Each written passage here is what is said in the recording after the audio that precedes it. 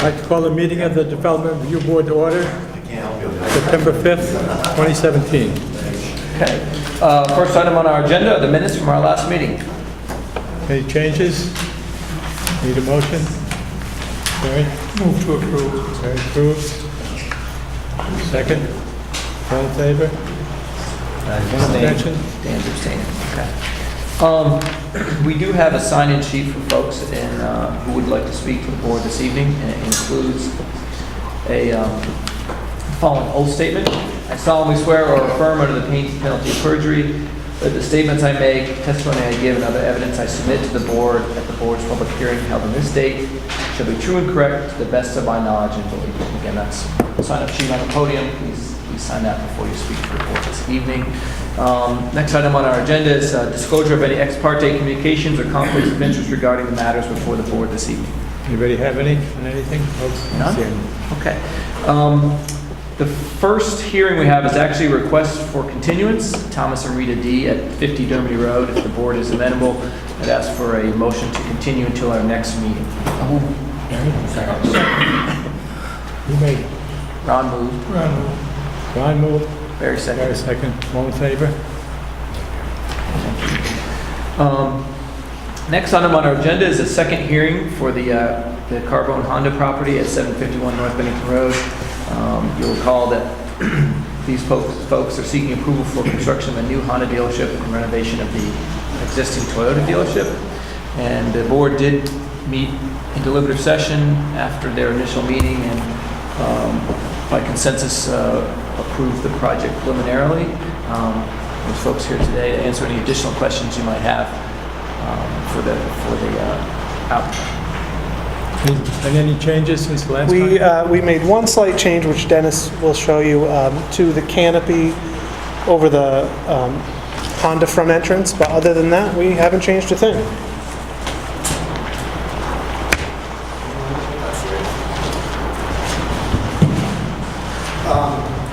The Honda Element, they call this the oil can in front of the building.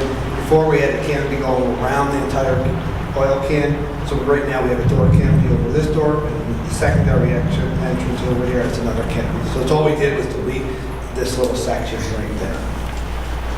There's no change to the site plan, though. No, probably 8 feet of canopy was deleted. Any questions? Yes. Make a motion to approve. Charles makes a motion to approve. Barry seconds. Any discussion on the motion?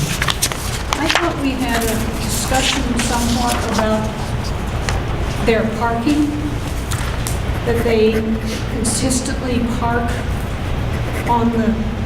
by the road where they were restricted from parking, and that maybe we wanted to add that to our decision. Charles, may I suggest if we are going to have those discussions that we have a motion to go into deliberative session at the end Go of the into meeting? deliberative session. Okay. Motion to go into deliberative session. Make a Any motion. moves? We got a motion on the floor. Oh, yeah. We have to withdraw the motion. I'll withdraw. Okay. All in favor? Okay. Yes. I'll move to go to, close the hearing, go to deliberative session. Dan seconds. All in favor? And I will echo Jane's concerns about that, so thank you for bringing that up. It's been a consistent issue for us. So we'll have a decision after tonight's meeting. Reach out tomorrow. Thanks. Okay. The next item on our agenda is Big Boys Toys at 1477 North Bennington Road. These folks are seeking approval for a new cold storage building. They did meet with the application review panel on Friday, and they did recommend approval, although Jim is here to make a brief presentation or answer any questions the board may have. Jim Secor, Secor Group. Basically, the project is for a cold storage building to be located behind the existing building, 40 by 60, pre-engineered. The intent being is that then we'll take and he can get rid of the storage trailers he's been using for years for all the miscellaneous storage. Part of the project is to get rid of all those trailers. No other changes to the site. There will be 2 lights on the building, full cutoff LEDs, motion sensor, and photo eye control. Any questions? There's no question. I don't see where it's going to do anything except improve that property. What's that? I don't see where it's going to do anything except improve the property. So why remove that? All the trailers will be gone. They're going to be gone, right? Gary, I'll second that, it's not, all in favor? Don't chatty, Jim. Thank you. Thank you. Okay, well, next hearing this evening, this is the first of 2 required hearings. This is Tri-State Area Federal Credit Union on Washington Avenue. They're seeking development plan, subdivision plan, and design plan approval for a new credit union building in that location. The HPC, the Historic Preservation Commission, did review this design and this proposal, and they recommended approval of the building design. So that is taken care of. And it looks like Jason Dolmich from MSK Engineering is here to present on behalf of the applicant. Good evening, Jason Dolmich with MSK Engineering, presenting for Tri-State Area Federal Credit Union and Norm Cell Development L11. The proposed project is 2-part. It's a subdivision. It's a 2-parcel subdivision, 1.22 acres to the south and 0.56 acres remaining to the north along Washington Avenue. There's an easement along both proposed parcels, one to the western edge along Dewey Brook, 20 feet wide to provide pedestrian access, and then an 11-foot wide easement along the southern portion of the northern parcel, which would provide access to Washington Avenue. There is also our development plan proposes the construction of a approximately 3,000 square foot credit union bank branch, which would be located on the northeastern corner of the southern parcel. There is a proposed access drive, parking along the rear. There's a drive-through to serve the credit union with an exit. And then the street, we're making some minor modifications along the street to allow for some on-street parking right in front of the building.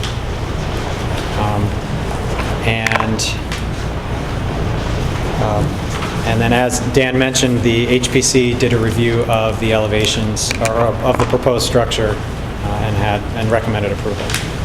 So with that, I'll open up the floor to questions. Any questions? Jason, I have one question. Sure. On this one drawing, what does all the blue stand for? The blue stands for, that's the flood hazard area. The what? The flood hazard. Oh, okay. So the 1% annual chance of flood. Because I saw it on the Putnam drawings too, and I couldn't figure out. Right. It's downtown Bennington, so Yeah. we have some flood zone.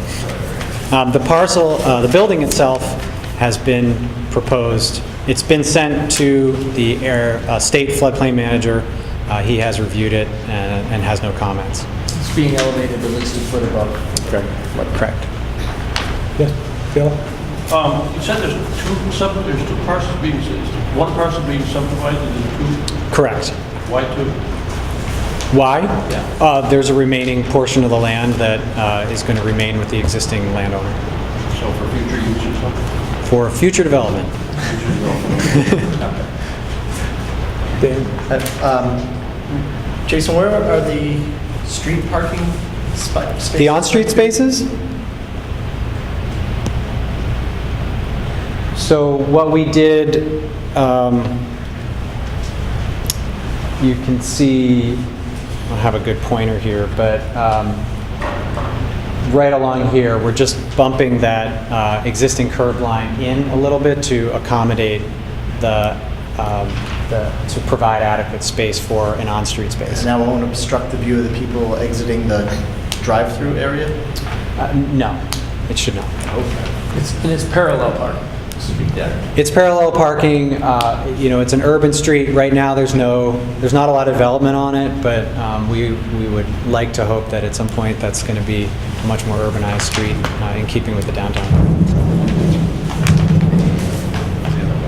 And what's the point of having an 11-foot easement on a property line if the lot's being subdivided?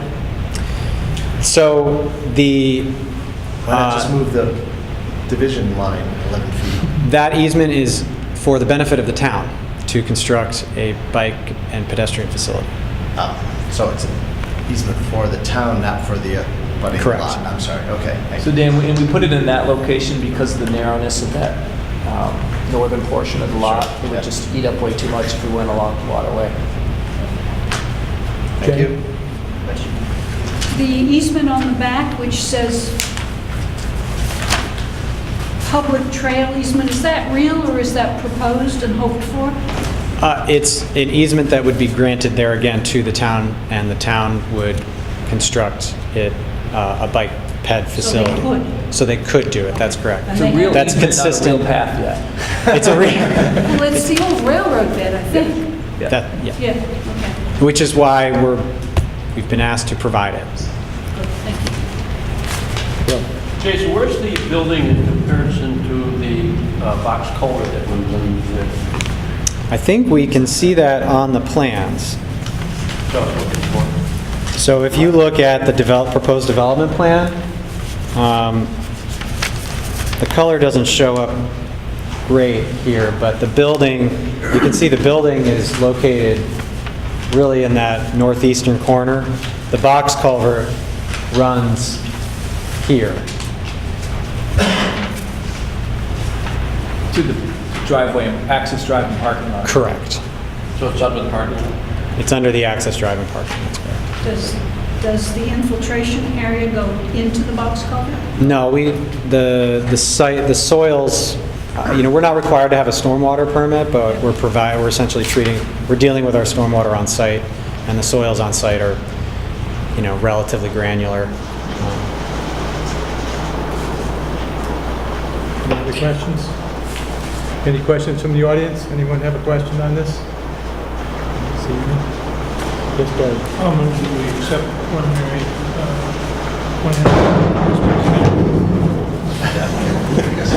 Sure, you say that right? Missed that. I don't know if that's going to be unanimous. I'll move we accept the preliminary plan. Okay. Second? Charles seconds. All in favor? Okay, Jason. Thank you very much. Okay, our next hearing involves the Hotel Putnam, the Penny Saver Courthouse Building, and the Winslow Building. They are seeking approval for redevelopment of that parcel, those buildings. It includes development plan review, subdivision plan review, and design plan review. And it looks like Jason's up for it too. Figured I'd just stay right Second here. act. Second act. Act 2.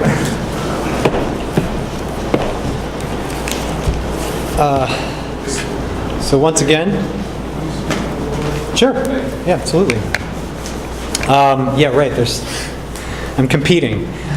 Jason Dolmich with MSK Engineering, presenting for the Putnam Redevelopment Group or Bennington Redevelopment Group LLC and Normcell Development. The proposed project is in 3 parts. It's a lot line adjustment. So we're making an initial lot line adjustment to incorporate, to move some portion of what I would call the Greenberg's parcel to what we're calling Phase 1 of the development, so that Phase 1, all the Phase 1 development could exist on one parcel. So that's Part 1. And then Part 2 is a demolition permit application, which includes the removal of the rear portion of the Winslow building and corresponding former Greenberg store, as well as the outbuildings, so the open storage facilities, as well as the enclosed storage facility, what I would call the garden or garden shop. There's a small section of the Mount Anthony House, which is the old Putnam building that is being removed. And Diane from Stevens is going to speak a little bit more about the building a little bit later. And then we're also removing the former, the portion, the one-story portion off of the former Penny Saver building, or what we're calling the courthouse. And then lastly, the proposed development plan, we're seeking a development plan approval for the proposed site improvements and building approval of the existing historic structures. So that includes, the historic structures include the Winslow Building, the Putnam Building, the courthouse, and then the site improvements. We're proposing a parking area and corresponding lighting with associated shade trees. We're including screening along Franklin Lane that'll screen the parking lot from the street. There's some additional on-street parking that are also proposed for that area. And then corresponding associated landscape and patio areas. The plaza area behind the courthouse will be either pavers or may also be lawn with the same number of trees. There's also going to be some additional improvements along the front of the Putnam Hotel to improve accessibility to the first floor of the Putnam Building off the street. And at this point, I will now turn it over to Diane to give a brief presentation on buildings. Jason, before you go, just briefly show me where is your advance on this? All right, so there's a lot of stuff there's here. probably things on here, yeah. You probably don't Need. want, so why don't we, what would you like pulled up? And I can just take care of it. Everyone is familiar with the site and the three buildings. We're talking about the courthouse, the hotel, and the Winslow Building. First, I'll introduce myself, Diane Abate. Diane Abate from Stevens and Associates, here representing the buildings, if you will. And we'll just start right with the courthouse. We'll start with the courthouse.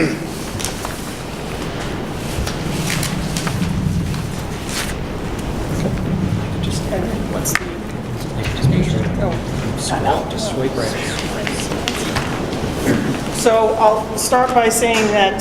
Diane? Yes. Did you sign in? Oh, sure. Thank you.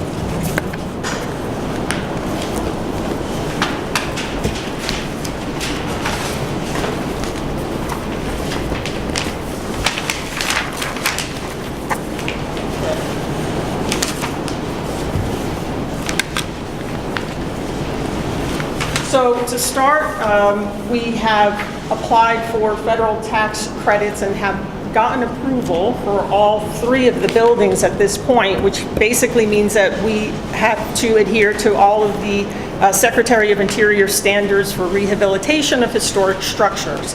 So we worked very closely with SHPO over the last year, meeting with them to go over what we felt, or what they felt, and what we know as architects are important historic features and characteristics of the buildings.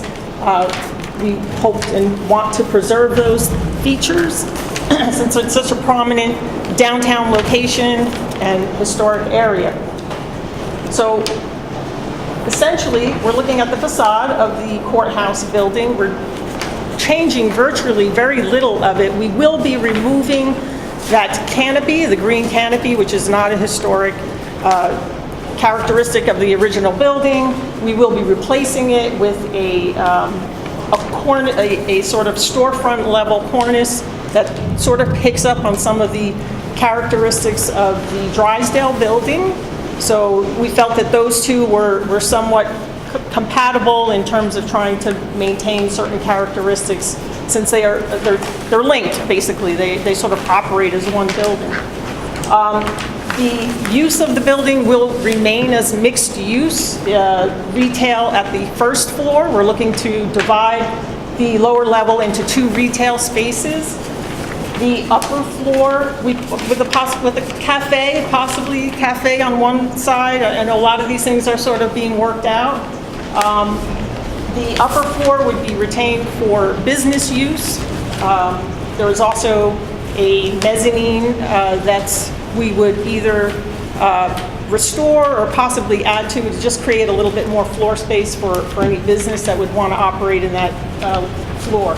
But you can see we are retaining virtually all of the historic characteristics, especially the windows, which are absolutely beautiful, the 2-story height windows. That's pretty much, I mean, that's it. That's pretty much it. I think Jason alluded to the fact that we're removing certain added-on buildings that were used for storage or expansion for the buildings when it was the Penny Saver, is that right? I think it's referred to as the Penny Saver building. I'm sure some of you remember.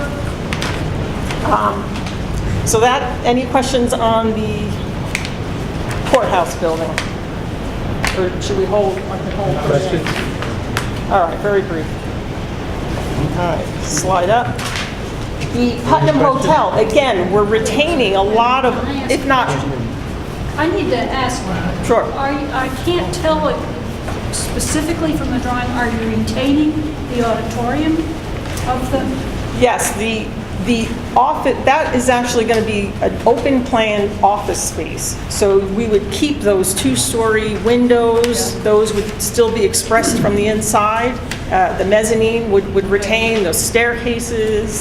So your sense of it is being somebody's office, but it will be. But a double big height, space. a very grand office space, if you will. Thank you.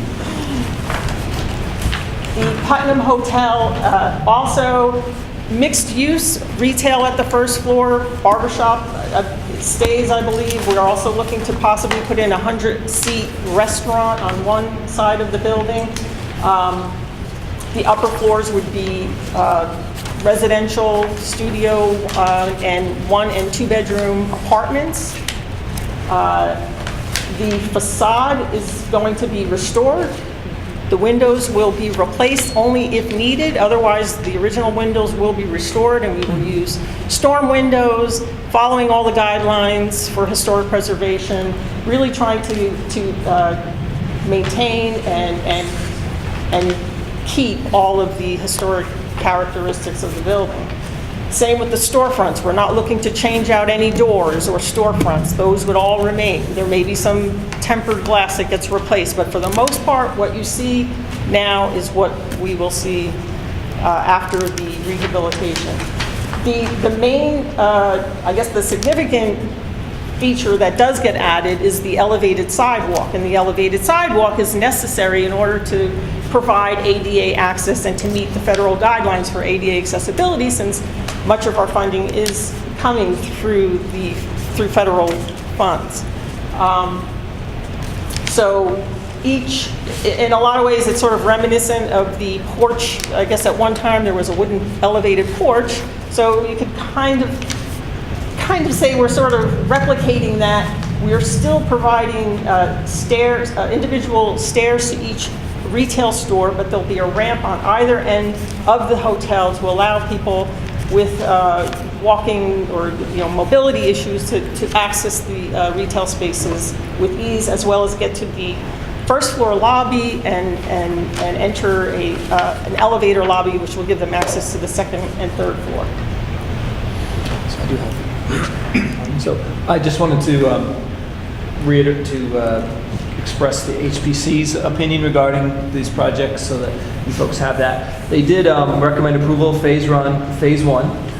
They wanted to make sure that they had HPC had the opportunity to look at final color choices, because you haven't made Yes. those as of yet. That's right. And that's not an issue. We do have approved colors in the color palette, so as long as you meet those, that's fine.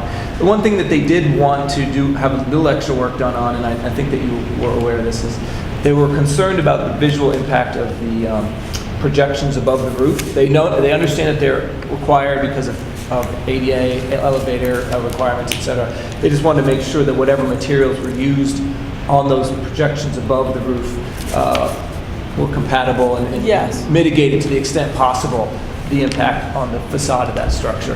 Obviously, when you're at the structure, you're not going to see those, but if there are some long views down West Main Street looking back at the structure that you might be able to see a glimpse of. Yes, So and I think that was their only concern. Is that and they slide? wanted to address Yeah, that. we have a slide. It might be hopefully the next one. This is showing the back of the building. You can see we're Dan? sort of replicating. Question, well, first a comment. I had a bunch of questions for the historic preservation committee, but when we got to their notes, they pretty well covered everything. Nice job. Elevation. Yes. What's the highest elevation point it's going to be? I'm wondering, is there an elevation restriction for a height in that? 60 feet. 60 feet, okay. And we're below that Way 60, below that, way okay. below it, yeah. Good, thank you.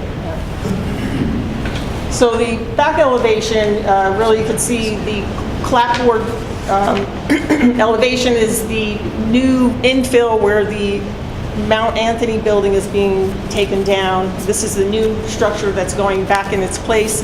It's sort of, it's a 3-story structure, not a 4-story. It keeps the sort of clapboard siding. It's kind of low key, but creates for a nice space for the plaza and courtyard, since the footprint is somewhat smaller and reduced than what's there now. Let's see, that's pretty much more the same. This is the image that goes to what you were speaking on. If you notice the perspective, the large perspective is what you would see if you were standing on the corner, basically, and looking up. You don't see the stair tower, you don't see the elevator tower. It's really not within your line of sight. The perspective at 275 feet, number 2 above, would be what you'd see perhaps about a half a block away. And if you can imagine having taken a camera and snapping a picture, that's about the size of the image or what you would see. Imagine, of course, there'd be buildings on either side of it, but you can see that the elevator penthouse does sort of pop up. We would look to sort of minimize that impact by providing a color, like a sort of a gray sky color, so it sort of blends in. Doesn't pop red. Red would be all right. Well, we're saving red for the addition in the back, which I think is going to look fantastic. So if you move further away, you're now, let's say, a block away and looking at the perspective at the bottom, you'll kind of catch a little bit of the stair tower. But again, this is not doing it justice, but if you can imagine a panoramic view, you're seeing buildings on either side, you're seeing all kinds of visuals that I think, that the impact is pretty minimal. Can I ask a question? I assume that the railing that you have on the lower level is simply a drawing in and it was not approved by the Historic Commission. That's correct. There's still design work that we have to do, and we're happy to come back and present those in terms of, some of our color choices and material choices. This is, we're Well, it's moving. very institutional compared to what there's on the second floor. Yeah, those, I would apologize, I'll apologize. Those are not the final design. And we're more than happy to come back with the design. I think the intent, again, this is some of the modeling that the computer can do, and sometimes it can do more than you want. And I think if you can imagine, there'll be planting beds in front of that and seating, and the rails are really meant to be very simple so that you see right through them. They're not distracting to the buildings and storefronts beyond. So we'll come back with some better illustrations. What is the width of the elevated sidewalk, and is there any street level sidewalk remaining? Yes. So the stairs we probably go would back want to over. go back to your site plan. The elevated sidewalk, I believe, is 5 feet wide. Yeah, the sidewalk is quite deep there, and the actual Putnam property So owns a good 6'9". portion of the area in front of their building. Elevated 5 feet. So you're looking at, I think you're looking at 5 feet at the top. Yeah. And then at its narrowest, the sidewalk along the street level is 7 feet wide. So it's between 7 and 11 feet wide. Thank you. Yeah, question on that. During the demolition, destruction, and/or construction, is there any blasting going to be taking place? We do not anticipate any blasting now. They're just gonna blow the building. Okay, now I'm curious. That happens in that district sometimes, they have trouble. They'll just push it over. Thank you. Okay. Next one. Find your other one. Yeah, please. So your last one is the, The hotel. you want to go back to the hotel? No, or- I think, I think unless there we've were any exhausted. questions, we're good, yeah. We can save questions for Okay. so Winslow.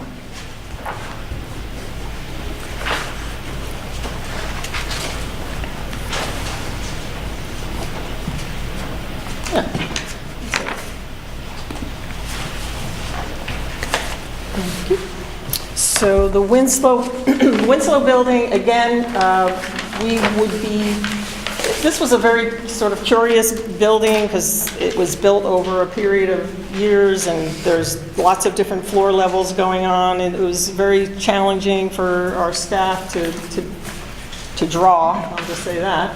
But what was determined, because there were so many reiterations and changes to the facade, I think what what Chippo agreed to and felt was the most important facade was the one that was done in the 1920s, which sort of is this kind of an art, modern art, they call it an art modern? Modern. Art modern. I guess it's somewhat sort of stripped down Art Deco-y kind of a thing.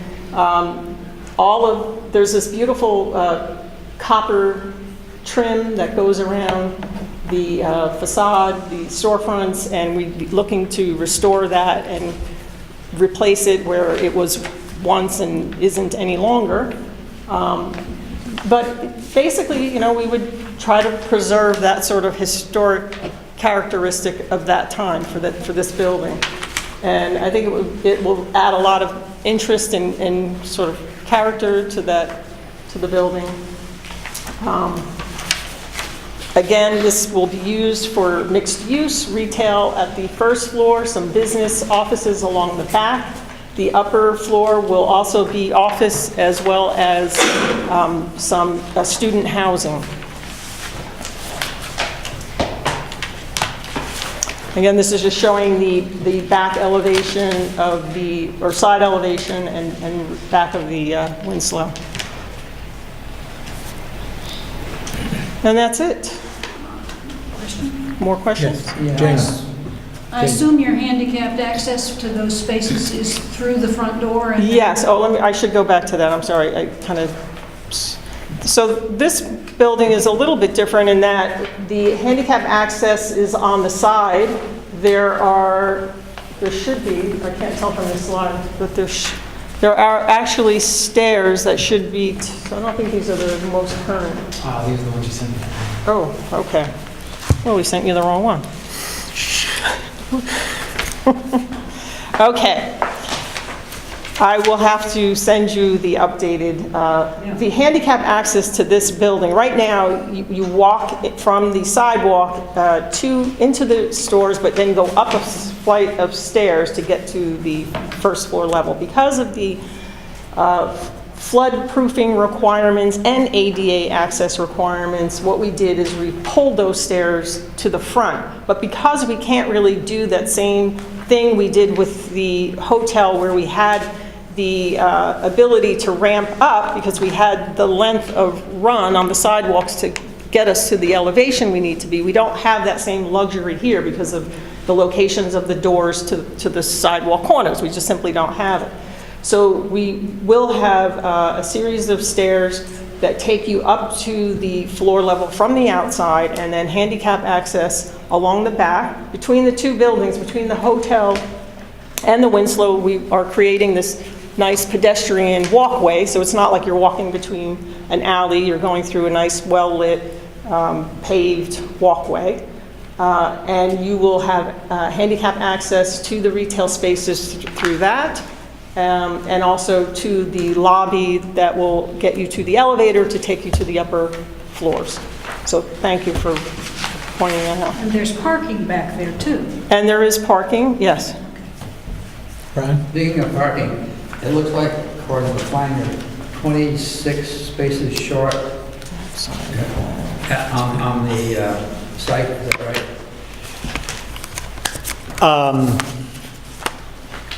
And you're going to use the Army parking lot and Depot Street. So we actually employed for this phase I can't remember the exact provision of the bylaws that allows us in an instance where we're doing a redevelopment, that as long as we do not increase the parking deficiency for the site, that we would not add additional parking. So we are actually decreasing the deficiency from the original development as it was used when Greenberg's was there. But I did not read on, maybe I'm mistaken, I thought I had the number right in front of me, but I thought you were required to have X number, and it come up 26 short. No, what, They're currently 53 short. yeah, so the way the regulations read, as long as you're not increasing the level of deficiency, you're okay. They're actually decreasing that level, and they're at public parking in the vicinity. And I did not use the original Hotel Putnam use as the baseline for the deficiency. Yeah. Because I figured since I wasn't alive the last time it was a hotel, I could not use that as the basis of We're design. using the Armory and the Depot Street lot for parking. Not as part of their calculations. Not as part of our I calculation. read that here. I didn't? So what we are using is, we'll be using, we're still showing a portion of that development, the area on Phase 2 as overflow parking. All right, thanks. Don? The actual Main Street and South Street curbs will not change, right? So there's no change to the actual street Correct. boundary. Okay. The only changes that happen are in Franklin Lane. Yeah. That's Is that a correct. town hall? Yes. Jason, on drawing A202, A202,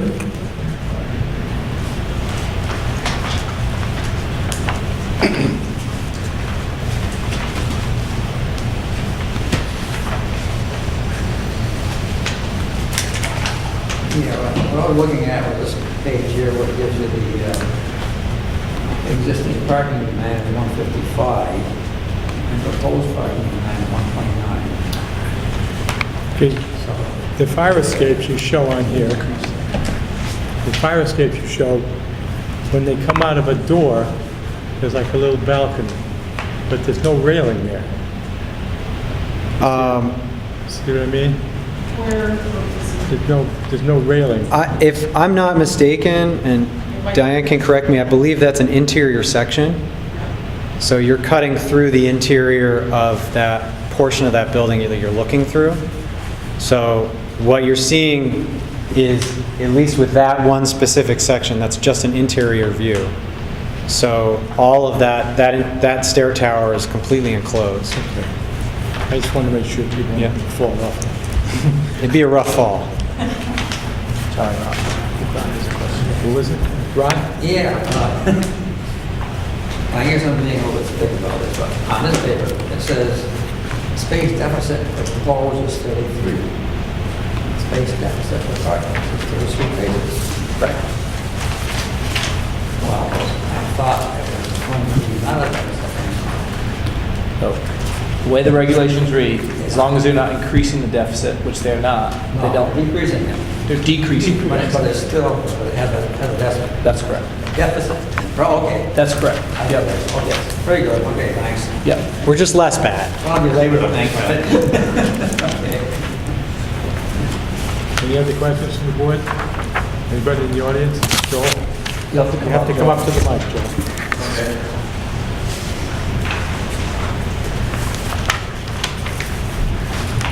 I guess specifically to that, about the... Joel, give your name, please. Oh, Joel Lensner, Bennington. He already signed in.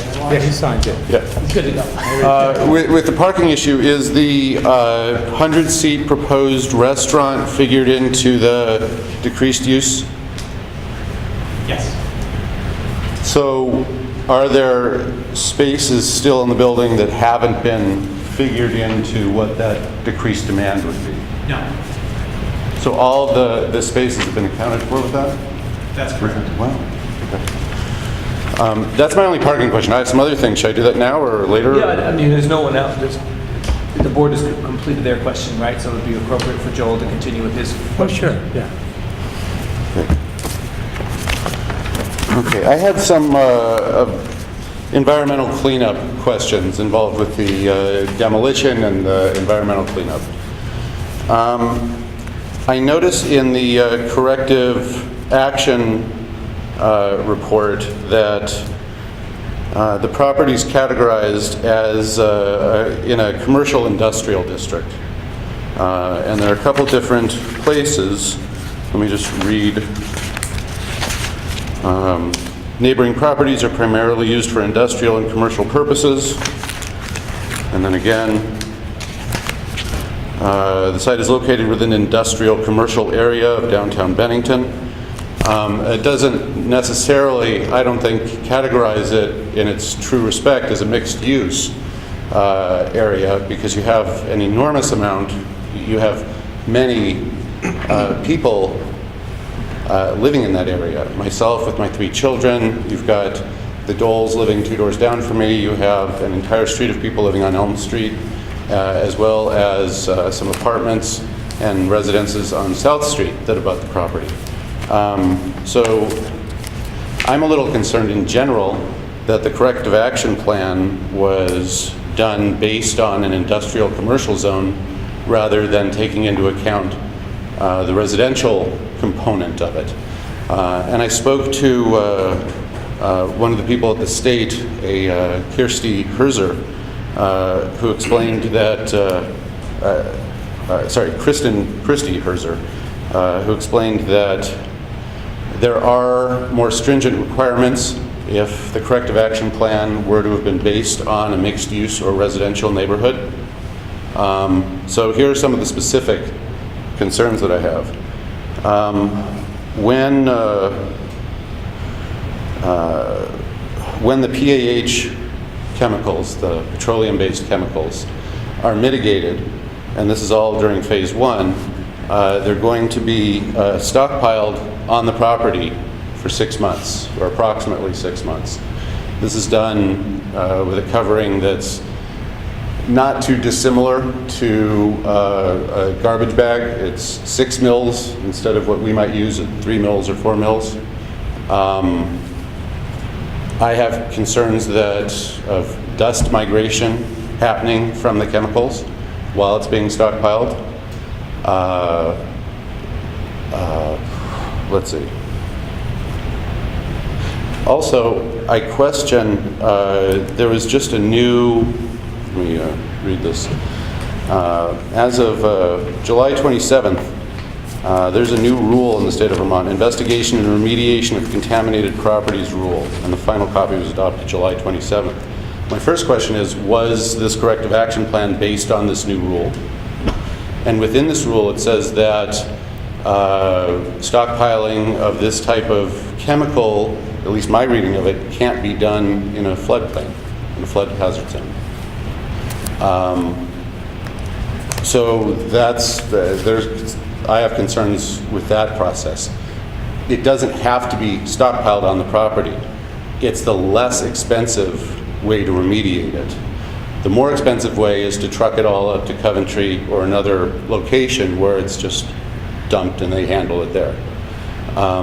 If this had been categorized as a residential or mixed-use neighborhood instead of industrial commercial, that may have been the best plan that they came up with. There are a couple other issues that I'd like to bring to the board's attention. I don't know if anyone remembers, but a number of years ago, 5-6 years ago, there were thousands of pigeons that were removed from the upper floors of the Putnam building. There was dead pigeons. There are remaining pigeon droppings. My guess is there's still some pigeon remnants up there in addition to the droppings. This is a public health hazard as categorized by the CDC, and it's not listed in the corrective action plan. I spoke to the state about it, and they're looking into it to see what remediation standards they need to follow. Those are the things I'd like the board to look at, because there are a lot of people living in the immediate area abutting this property that are going to be in jeopardy of contamination from wind, from possible water, from these chemicals. And there are a number of places in the corrective action plan where it actually brings to your attention that this can happen with dust and wind with this plan. The last thing I just wanted to, that I saw, I wanted to bring to your attention, some of the funds that in this new rule that was passed on July 27th says that a lot of the hookups to public water sources, there are funds available to do that for sites that are contaminated, like this one is. Those are the same, that's the same issue that the TIF funding is being applied for, one of the same issues. And it may be something the developers of the select board want to look at in how they evaluate the TIF, is that the money may be available through this rule instead of public monies, local public monies. That's it. Thanks. Thank you. We'll bring that up in our closed deliberations. Anyone else? Yes.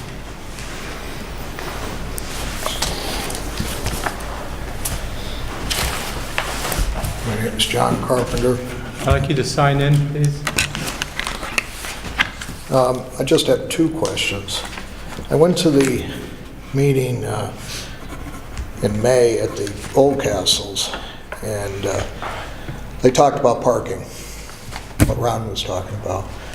And they talked, I own the 310 Main Street building, and they were talking about using the additional parking they needed from the public parking behind the CBC and the Citizens Bank building. Is that still part of the plan to take care of the deficiencies of parking? That parking lot's pretty well full every day, and I'm just curious on what the plan is. Is that still in the overall plan of the project in Phase 1, Phase 2? And my other question is, in May, when I attended this meeting, it was a very gung-ho meeting where everybody was on board, and this was going to be underway in October. Do we have any date of when It's this? really not the purview of the board to determine about I'm dates. sorry? It's not the purview of the board to determine the dates that the developer begins. Well, Or okay. How long is their permit good for? 1 year. 1 year. Yeah. So the board could issue a ruling or whatever, and there's another year of uncertainty for downtown, possibly. Like any other project, they have a year to begin construction. Yeah. Well, do you folks have any idea when it's going to start? Okay. But I would like to know about the parking. Today, Bill Coleman said it might be November. November? Isn't the parking, there's parking within 500 feet? Right. Something Look, like, usually, if they were actually asking for additional parking, which they are not, they're actually showing that they're decreasing the demand. So that there's no, they don't even have to use that additional public parking to meet their demand, because they're decreasing the deficiency. That's the way the rules are written. okay. Now, Phase 2 is going to be a much different story, Yeah. but we don't have Yes. Phase 2 in front of us. Ron? Just to put a little bit of humor in here, I noticed a slight typo. Concerning the landscaping and so forth. What drawing, Ron? I think it was C-102. C-102, I got a typo? Anticipated start in autumn of 2017, anticipated completion in spring of 2017. Good trick. I have a time machine. Nothing to do with that. I haven't been prepared to announce it to anybody. We'll correct that. I missed that one, Jason. How'd you miss that, Charles? Bill? Yeah. Jason, without digging through all the prints, your stormwater, where's it going? It's a great question.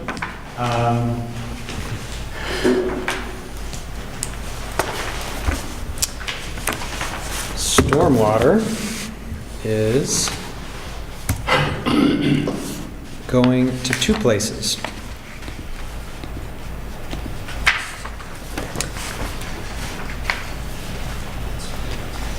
So there is a portion of the site in this area that's going to discharge to the drainage along Franklin Lane, and that ultimately drains to the box culvert that discharges to Dewey Brook. The other portion, which is going to be the front of the areas, both roof drains, Winslow Building, Courthouse, Putnam, as well as the plaza area, is going to discharge to the collector system along the, that runs along Main Street. This parcel is under a stormwater permit, and the way that we're meeting those requirements is by reducing the overall impervious area that's on site right now. The water that's going to the culvert, is it going, if I remember right, that was rebuilt a few years ago.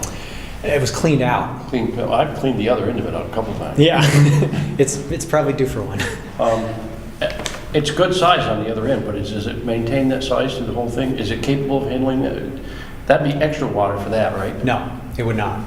It wouldn't be extra? It would not be extra. I mean, we're piping a portion of it, but right now all of that is running to, that's all running to that system. Okay. All right. So we're essentially keeping the level of discharge balanced.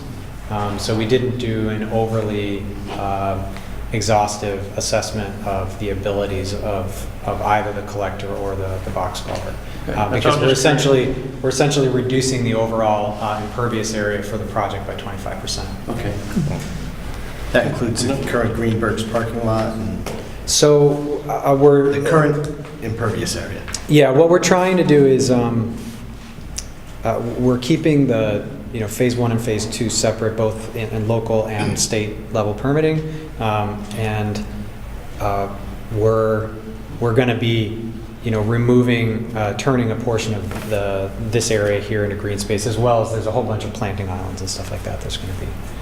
I'm sorry, which area where? So we're gonna provide some green space in here along the front of the street here, and then we've got green space all inside of the existing area. Yeah. Any other questions? Anyone else in the audience? How many parking spaces will there be in phase 1? This has been brought up by many people. There's not going to be enough parking. 26 spaces? That's the deficit. What's that? That's the deficit. That's not the number of spaces. Page. It's the blue tab. First blue tab. I should have this number on the top of my head, and I apologize. Is this the one? 129. Thank you. So we're providing 96 spaces.